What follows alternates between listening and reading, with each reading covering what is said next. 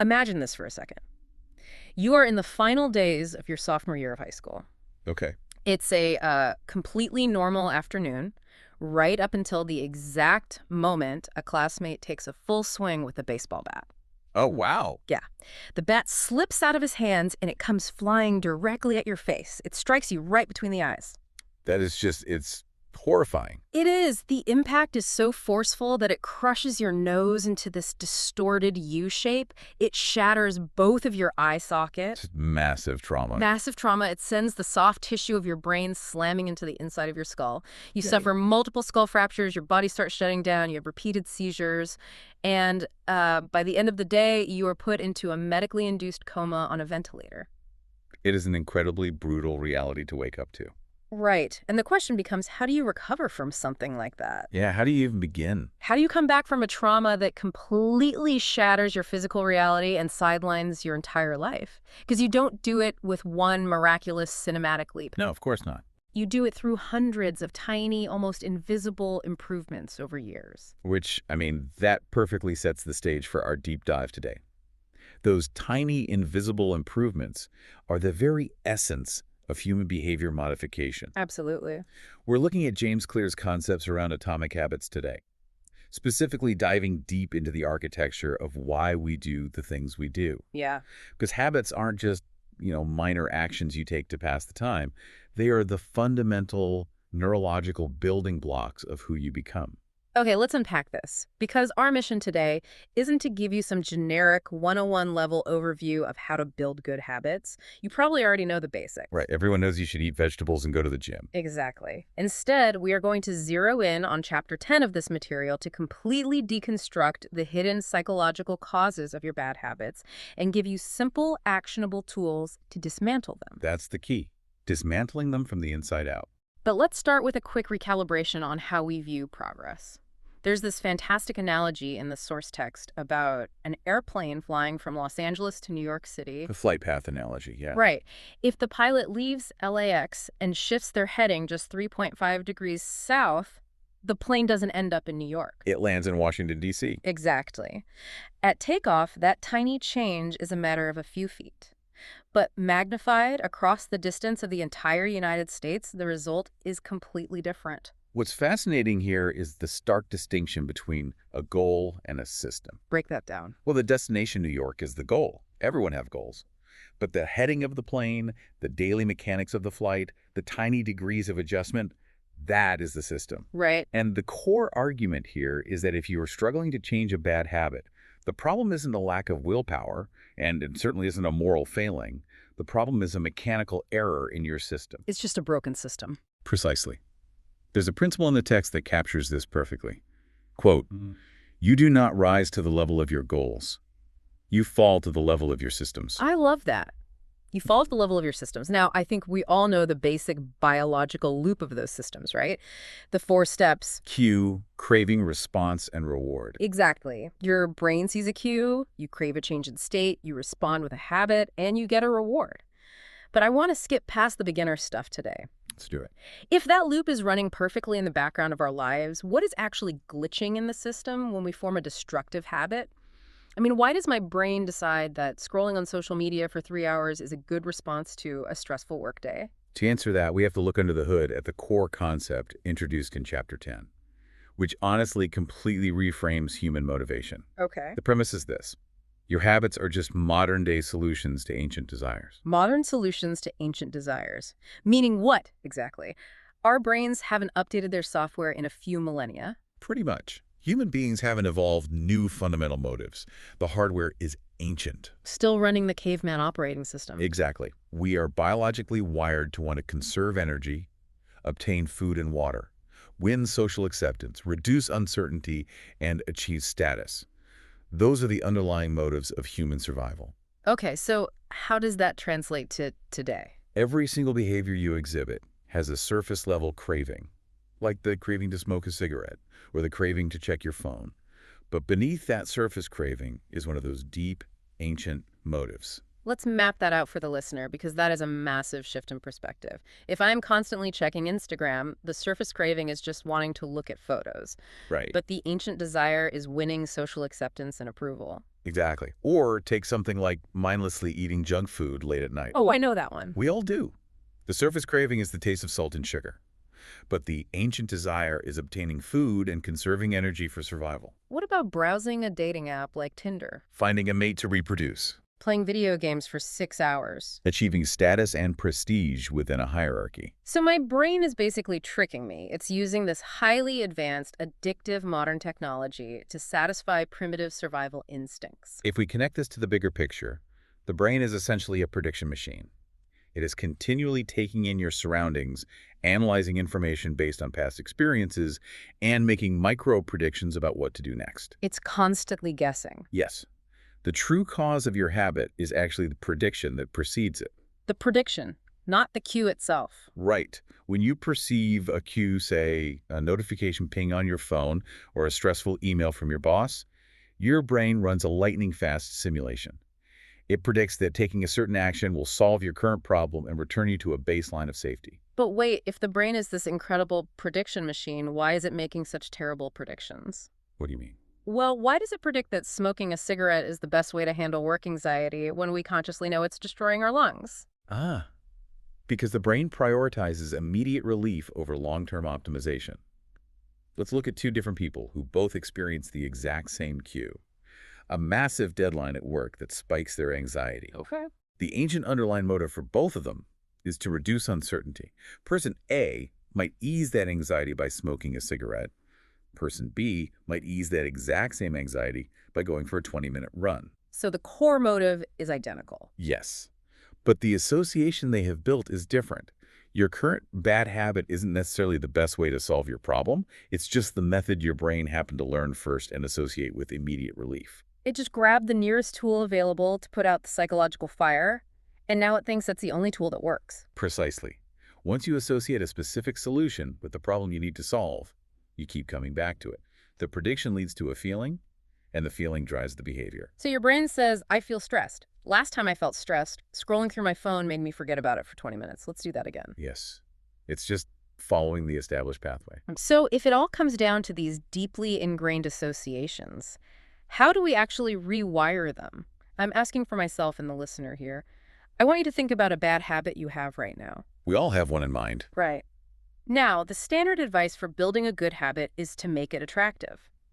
But Chapter 10 argues that to break a bad habit, we have to invert that entirely. We have to consciously make the bad habit unattractive. That's the inversion of the second law of behavior change. But how do you actually convince your brain that something it desperately wants is suddenly unattractive? You have to actively reprogram the prediction by highlighting the benefits of avoiding the habit. This requires bringing your conscious mind into a process that usually happens on autopilot. You have to interrupt the loop. Exactly. You have to change the internal narrative. Yeah. Take a common bad habit, constantly checking your work email after hours or on weekends. Oh, a lot of us are guilty of that. Right. The brain predicts that checking the email will reduce the uncertainty of what's waiting for us on Monday morning. And usually the internal narrative is, I need to stay on top of things, or I'm just being responsible. Yes.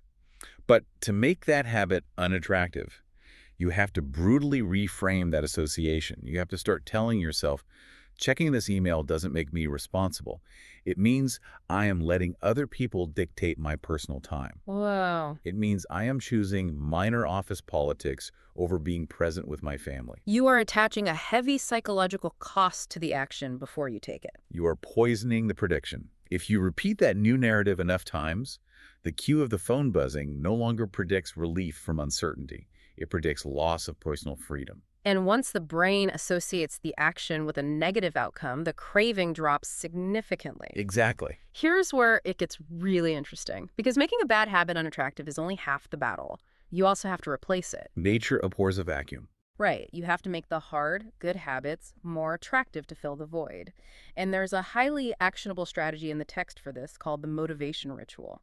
The concept is to take something you genuinely enjoy and do it immediately before you tackle a difficult habit. This is essentially about hacking your brain's association network. By pairing a physical action you naturally love with a mental state you find difficult to achieve, you blur the lines between the two in your brain's prediction machine. There are some amazing real-world examples of this. Take Ed Lattimore. He's a boxer and a writer. Oh, the headphone example. Yes. He noticed a strange quirk in his own behavior. He would always put on his headphones while writing to listen to music and block out distractions. But eventually, just the physical act of putting the headphones over his ears, even if he forgot to actually press play on the music, became a powerful cue. The cue itself triggered the state. Exactly. His brain automatically associated the feeling of the headphones with deep focus. The craving for concentration followed naturally just from the physical cue. The author experienced something very similar during his baseball career. He developed a highly specific pregame ritual of stretching and throwing that took about 10 minutes, And he did it the same way every time. the exact same way before every single game. Over time, that physical routine became deeply associated with being in a competitive, focused mental state.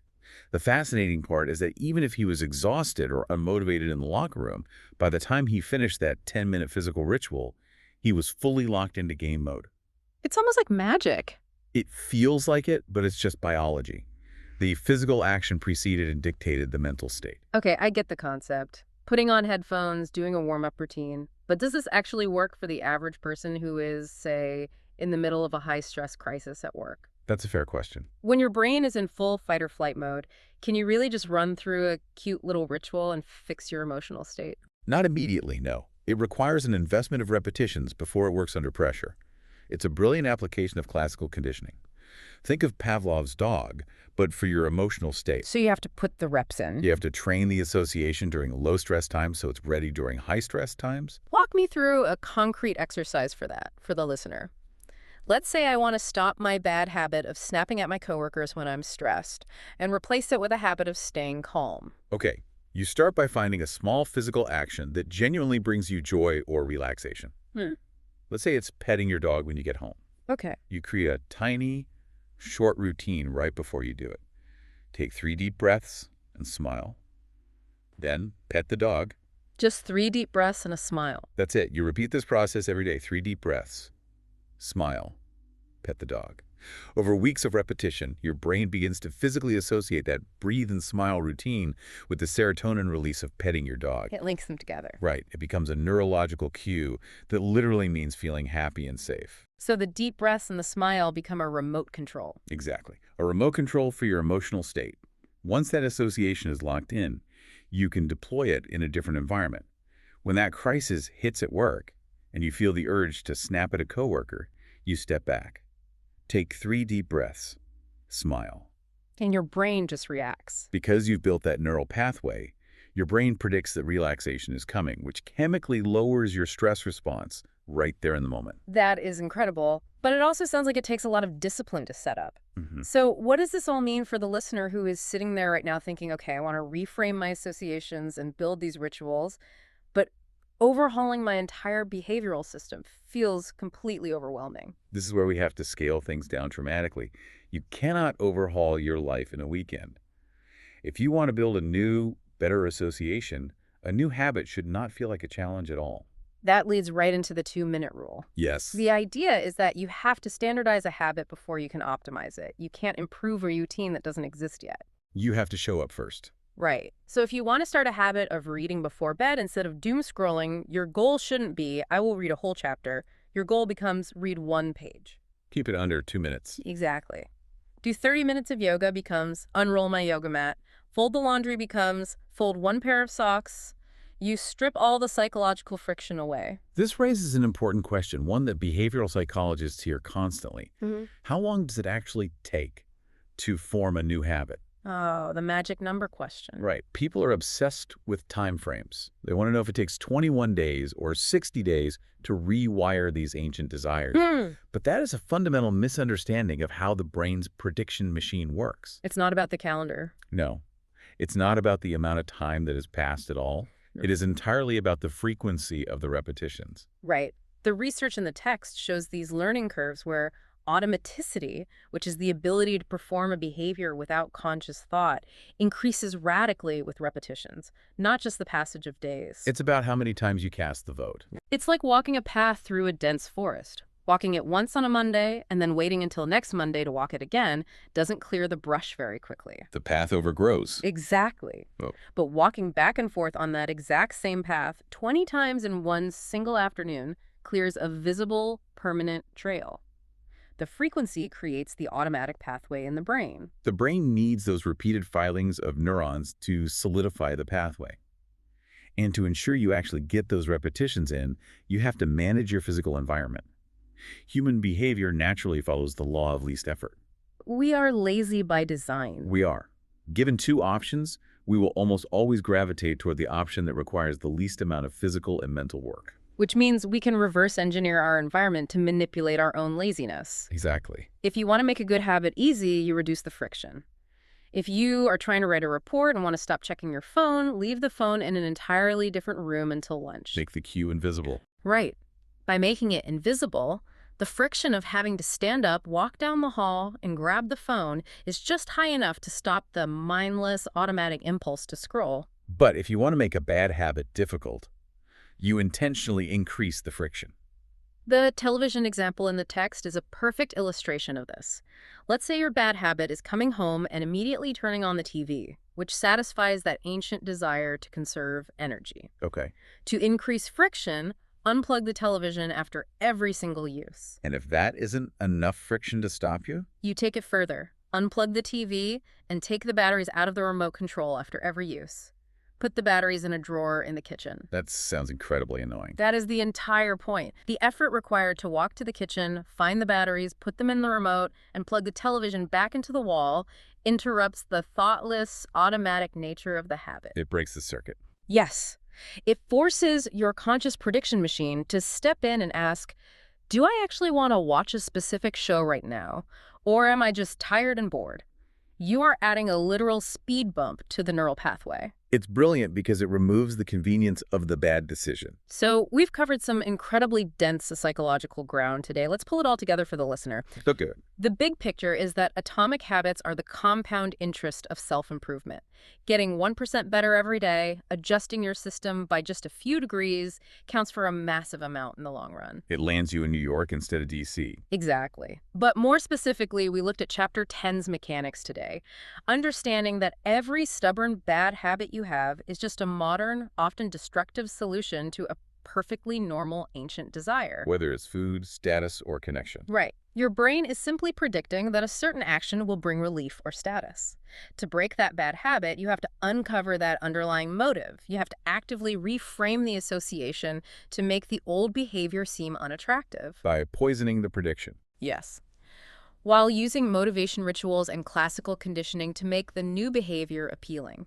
And above all, you manage the friction in your environment. And through all of these mechanical adjustments, it's essential to remember the ultimate underlying message of this philosophy. Which is? Building better habits isn't just about accumulating life hacks or squeezing an extra 10% of productivity out of your workday. Habits aren't about having something.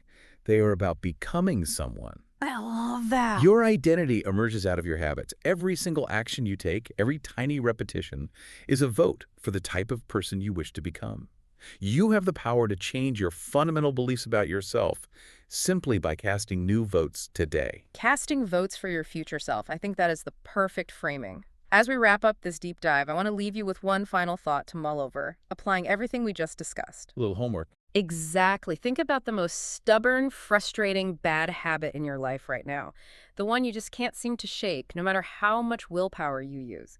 If every habit is truly just a modern solution to an ancient desire, what is the fundamental, hidden human need your brain is secretly trying to fulfill when you do it? That's the real question. Is it a desperate craving for social connection, a need to feel safe and conserve energy, a desire to escape the uncertainty of your job? Identify that hidden need first.